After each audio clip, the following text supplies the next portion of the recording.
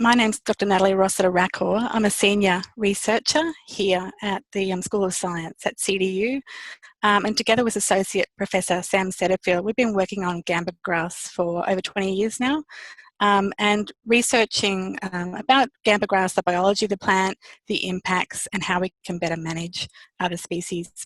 Yep, so gamba grass is currently mainly distributed in the NT. It is mainly around the Greater Darwin region. It's increasing over in Queensland, and there's only a small amount in WA. So the yellow part is the potential distribution. The green is where it currently is. The yellow is where it could be if it was left unchecked and there was no management into the future. Yep, so the potential distribution, it is that whole arc across Northern Australia. And we're certainly seeing over in Queensland that it is increasing fairly rapidly. They're about 10 years behind us, but there are areas where people didn't think that gamba grass would grow over there, that it was too cold, but it certainly is increasingly spreading across Northern Australia. So the good news is we're only in the very early stages of invasion. No matter how bad we think it is now, it's only early days. So the thing about gamba grass is that it produces lots of grass every year. And when that grass dries out, it creates fuel loads for fires. So that dry matter, it's like putting on more wood onto a fire. So the more grass you have, the more fuel you have for that fire.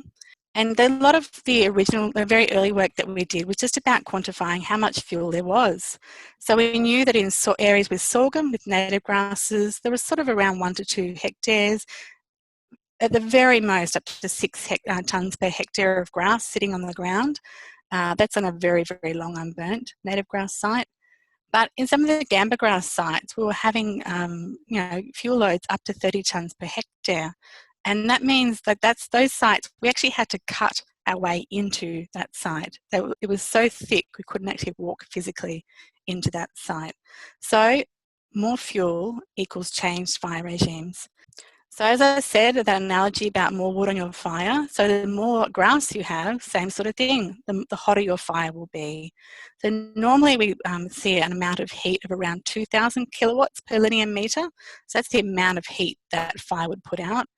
But with gamba grass, we've actually measured that these fires can be up to 48,000 kilowatts of energy put out per linear metre of that fire front. So this is just well and truly beyond the realms of anything that we would normally see. And this is what leads to the big impacts that we're seeing on biodiversity. So this is a photo from Bushfires NT. So what we started to see with all that fuel, all that biomass there to burn, that it started to really change the types of fires that we're seeing in the savannas. So very early on we realised that the types of fires were changing, they were becoming much hotter, much more faster moving, and even in that early dry season, we've measured really hot fires in the last week of May and the first week of June. So that's the beginning of the dry season. So that's at the beginning of the dry season, where the weather's pretty good really, but as it gets into the dry season, the fire weather changes. So this means it's more conducive to fire. So it's drier, the fuel's drier, and it's generally windier. So by the time you get to the end of the dry season, it means that the gamba grass fires are really at that extreme end, and they're much more like forest fires at that point. So huge flames, very fast moving, truly scary fires. So we've spent years and years measuring what these fires do to trees and biodiversity in general. So we've found that we've been actually tracking a number of sites over many years, and we've found that the gamba grass is killing the trees. There are some sites that we've got down near Bachelor, where we started off with native savanna and it was invaded by gamba grass. And as the fires, as it's repeatedly burnt, it kills the trees, and some of our sites don't have a single live tree left. So this is absolutely a scenario that could be played out across the savannas of Northern Australia. And look, to be honest, as a member of the community, it's actually really upsetting when you're going through these landscapes, because the fires have changed these landscapes, and that they will never, ever be the same. So this is why we need to get in early and change what's happening. we need to get in and manage Gamba really early and stop this happening. So, as I said, as the fires come through with the Gamba grass, it kills the trees. With repeated fires, the dead trees then fall, and over time they're consumed by fire.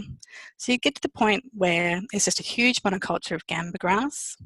There's no trees, there's no even logs on the ground. It doesn't even look like there was any trees there to start with. So you start to get this huge, it almost looks like a big paddock of sugarcane. And there's very little biodiversity left in those sites. And again, this is exactly what could play out in really large areas of savannas if we don't do something soon. And again, it's not just the trees. So Gamba grass reduces the plant diversity at the ground level. So you generally just have Gamba and maybe 1 or 2 ground species.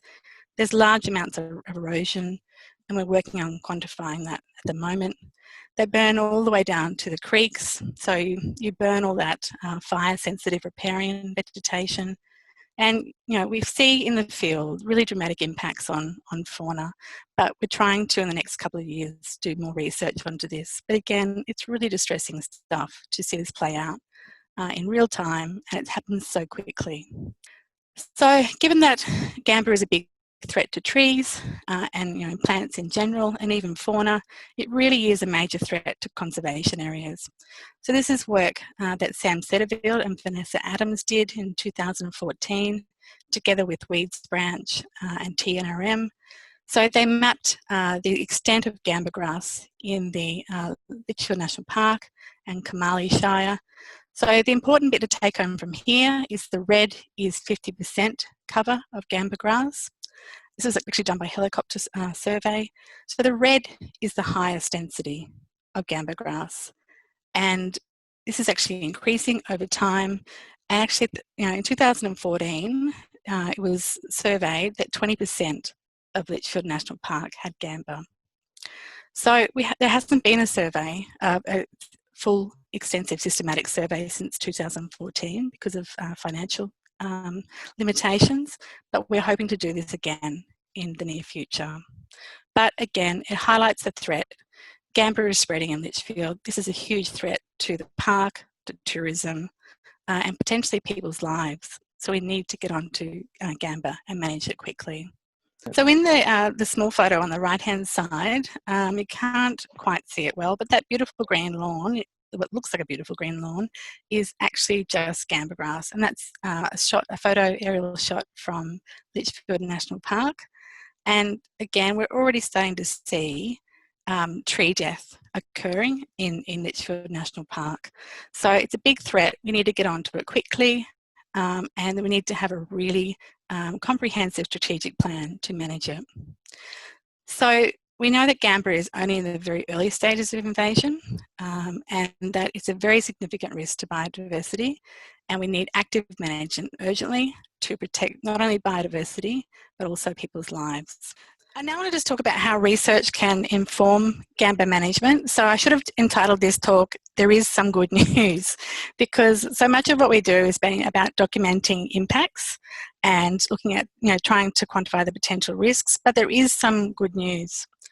So our research over the last 20 years has helped us understand lots about Gamba biology. So this actually helps management target weaknesses in the plant. So the good news is that Gamba is actually highly controllable with relatively cheap herbicide. So when you look at other weeds, like things like mimosa, or even things like, what's a good example, siam weed or aquatic weeds, they are much more difficult to control. So in reality, Gamba is not a mythical, magical plant. It is actually highly controllable. It does have a large seed production, so that's not great. But the good news is that the seed longevity, so how long that seed remains viable, is really short. So it's only a year. So that's really good news too. So we're not looking at something like mimosa, which the seeds remain viable in the soil for 50 years. We've only got one year where the majority of seeds will remain viable. So that means you only have to manage one area. So you'd have to come back sort of 2 or 3 years and you should be right. But that is the good news. But you really need to get in early. to stop large infestations and save dollars, and to make it easier to manage. Once you've got a landscape scale infestation, of course it's going to be difficult. That's hard. If you get in early, it's much easier.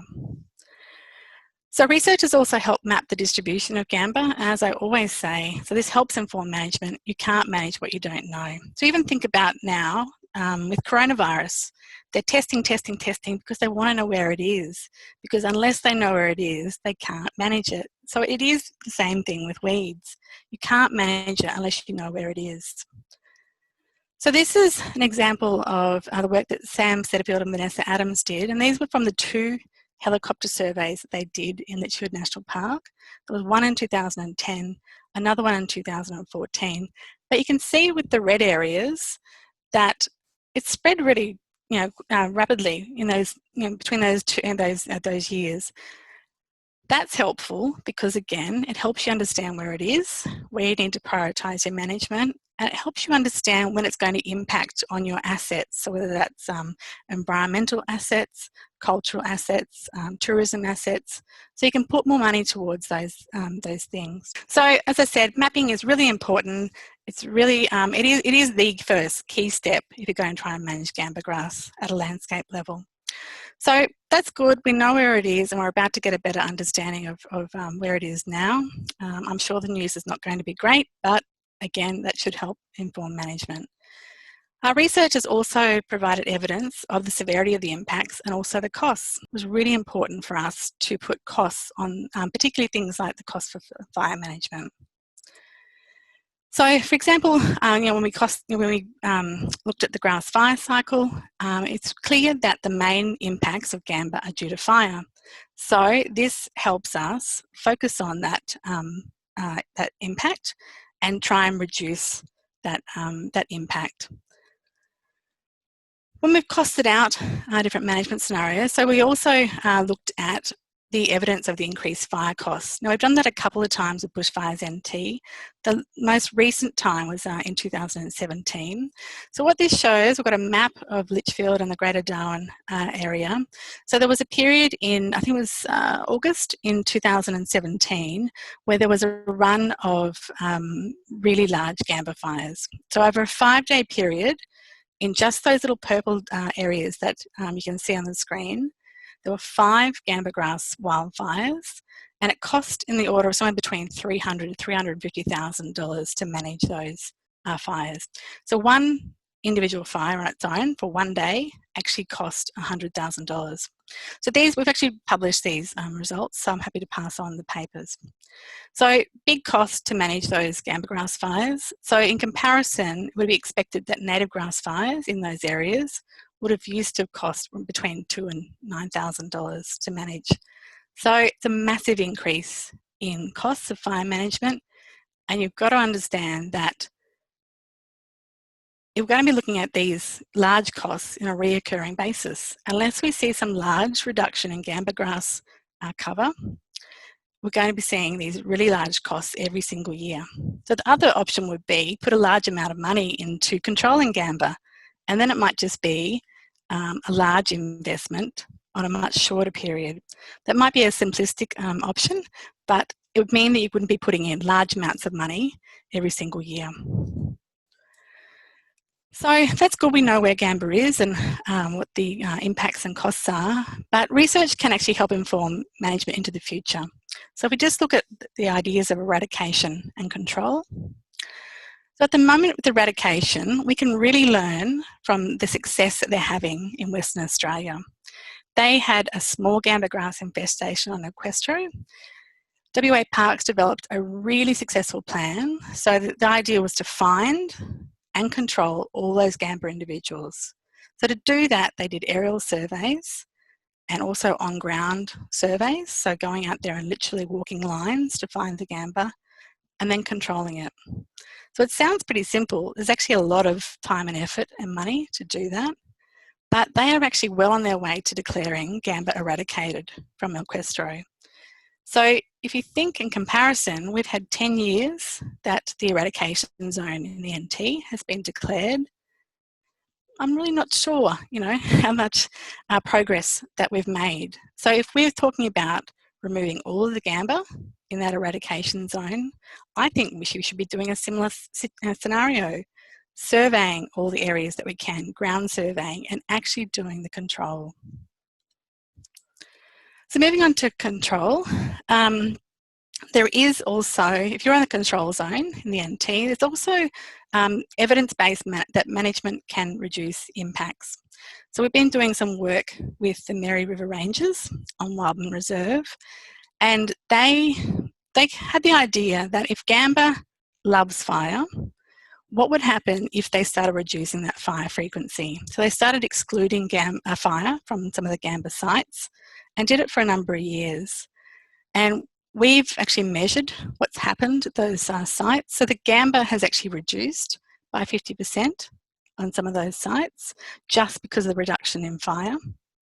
And not only that, the density of trees has actually increased by 50%. So here you have the opposite of the grass fire cycle. You have Gamba declining, trees improving, and that's because they've reduced that fire frequency. Now that won't work everywhere. You need to have really good breaks and you need to manage that area really intensively. It's not a do nothing option, but it's really exciting to see that reducing fire frequency can have such good results.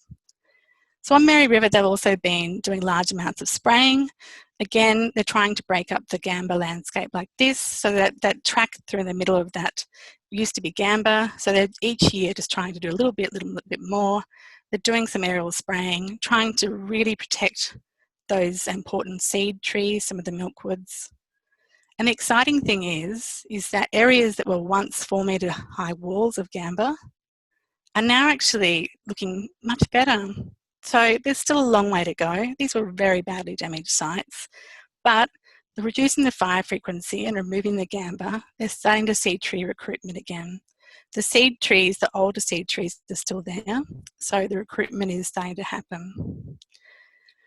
What they're also seeing is something that I didn't actually think was possible, but in this case, so on the left, that's a photo from my honours in 2001 on Mary River Reserve, and that's an area on the park. On the right is the exact same spot in 2019. So they've gone from a really dense Gamba infestation back to a woodland by, in this case, reducing fire frequency, and they were also spraying the Gamba. So it's been a lot of work, but they've really worked hard at it, and the rangers at Mary River are doing a fantastic job. So it's proof that Gamba management can be cost effective and successful. So we're really hoping to see into the future, we're hoping to see that more sites like this, maybe different areas can trial out reducing just a little bit of that fire frequency and seeing what happens. If anyone wants to contact me, I'm happy to, if you contact me, I'm happy to have a chat about the results further. Thanks everyone for tuning in and all our panel members. To anyone tuning in, you can support the Environment Centre by becoming a Territory Guardian. That's our monthly donor program, and you can sign up to be a donor for as little as $5 a month. This allows us to put on things like this and other programs and really campaign for a strong territory that is really active on all sorts of different environmental issues.